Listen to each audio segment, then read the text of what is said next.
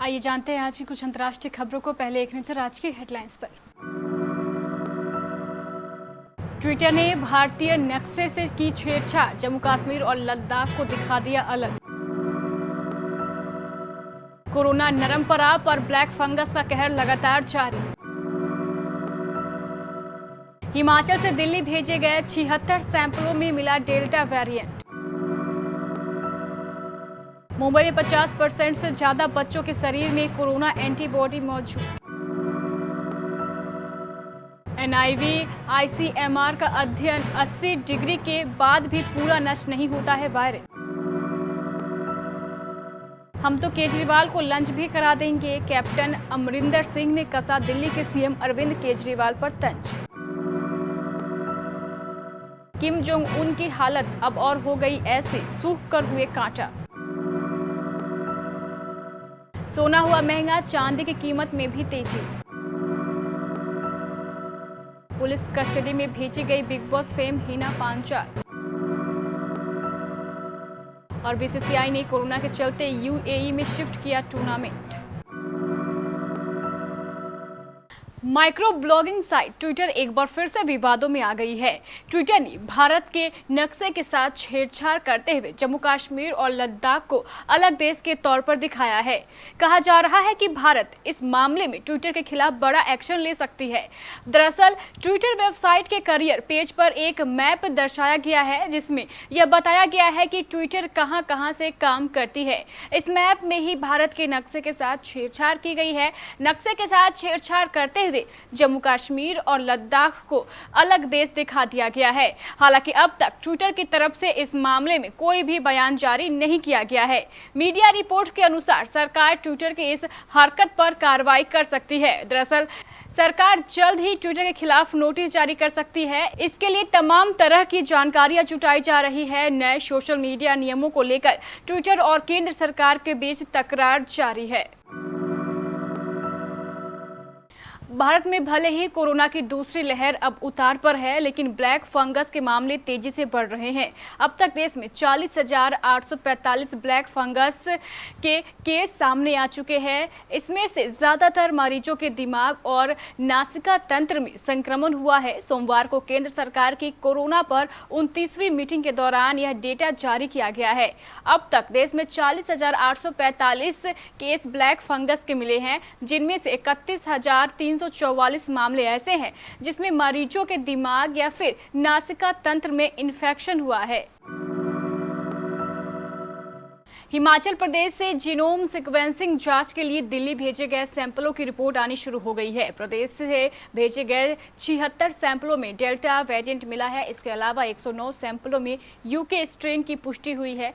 हिमाचल से दिल्ली स्थित national centre for disease control lab में भेजे गए 1113 सैंपलों में आधे से ज्यादा सैंपलों की रिपोर्ट आ गई है। स्वास्थ्य विभाग का दावा है कि अभी तक हिमाचल के किसी भी सैंपल में डेल्टा प्लस वेरिएंट नहीं मिला है। 8 सैंपलों में कंपा सेंट्रन भी पाया गया है। राज्य में भी बाहरी देशों के स्ट्रेन प्रवेश कर चुके हैं। ऐसे में स्वास्थ्य विभाग की चिंताएं बढ़ गई हैं, क्योंकि पड़ोसी राज्य पंजाब में 2 डेल्टा प्लस के वेरिएंट सामने आए हैं। ऐसे में हिमाचल में भी इसकी संभावना बढ़ गई है कि कहीं पंजाब से यह वेरिएंट यहां न पहुंच जाए। महाराष्ट्र में कोरोना महामारी की तीसरी लहर को लेकर तैयारियां शुरू हो गई हैं। कहा जा रहा है कि यह लहर बच्चों को सबसे ज्यादा प्रभावित करेगी। इस बीच बच्चों पर किए गए सीरो सर्वे से पता चला है कि मुंबई में 1 से 18 साल के 51.18% बच्चों में कोरोना वायरस से लड़ने वाली एंटीबॉडी मौजूद है। बृहन मुंबई नगर निगम ने कहा है कि अप्रैल और जून के बीच हुए सर्वे में कुल 2176 नमूनों की जाँच की गई। बीएमसी के वीवाइल नायर अस्पताल और कस्तूरबा मॉलिक्यूलर डायग्नोस्टिक लैबोरेटरी की ओर से यह सर्वे किया गया था। इसमें भी यह पाया गया कि एंटीबॉडी वाले बाल चिकित्सा आबादी का अनुपात पहले के सीरो सर्वे की तुलना में बढ़ गया है। कोरोना का वायरस 50 डिग्री तक बिना किसी प्रभाव के अपना काम करता रहता है। 50 से ऊपर तापमान जाने पर यह जलना शुरू हो जाता है और 80 डिग्री के बाद भी यह पूरी तरह नष्ट नहीं होता। 80 डिग्री भी तपिश झेलने के बाद भी इसका कुछ हिस्सा सक्रिय रहता है।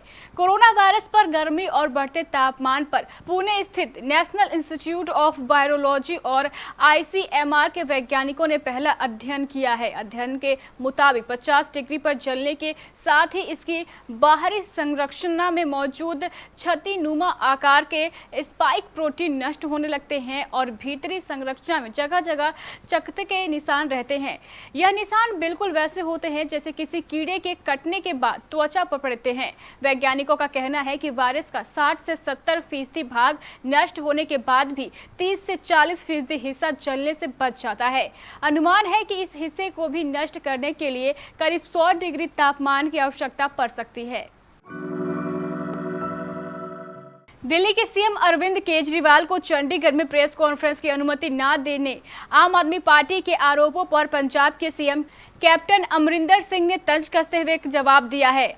अमरिंदर सिंह ने कहा है कि यह बात पूरी तरह से गलत है। हमने कुछ दिन पहले ही अरविंद केजरीवाल को रैली करने की मंजूरी दी थी। ऐसे में हम उन्हें प्रेस कॉन्फ्रेंस करने से क्यों रोकेंगे?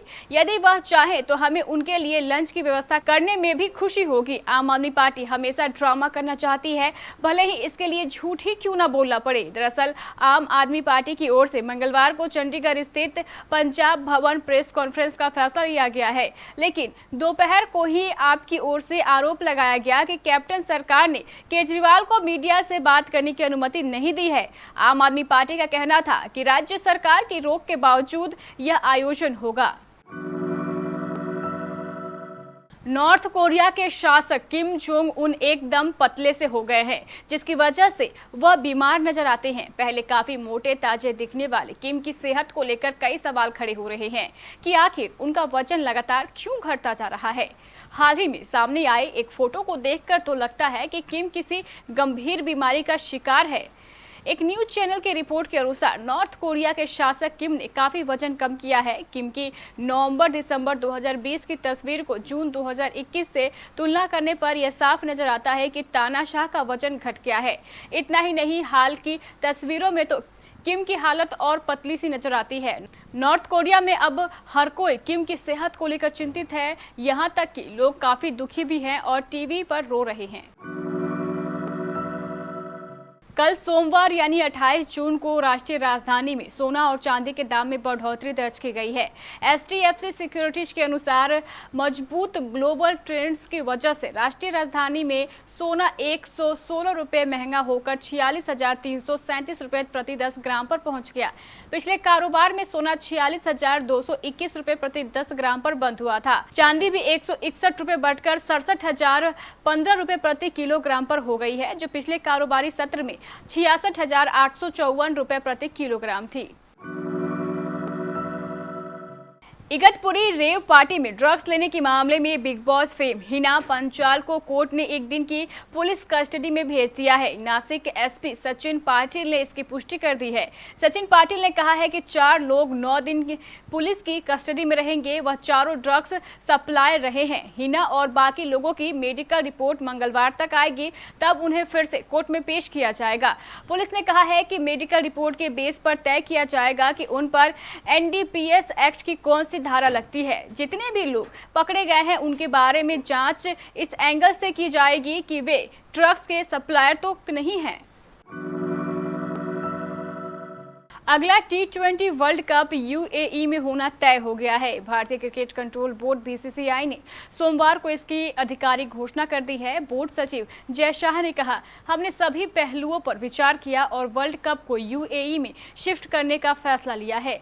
ICC को आज के इस फैसले के बारे में बता दिया गया है। सोमवार को भारतीय बोर्ड के पास वर्ल्ड कप के बारे में फैसला लेने का आखिरी दिन था। जय शाह ने कहा है कि वर्ल्ड कप के मैचों की तारीख ICC को तय करना है। माना जा रहा है कि 15 अक्टूबर को IPL का फाइनल खेला जाएगा और इसके कुछ दिनों के बाद वर्ल्ड कप की शुरुआत होगी। तो ये थी हमारी कुछ अंतर्राष्ट्रीय खबरें। चलेंगे प्राइम स्टूडियो।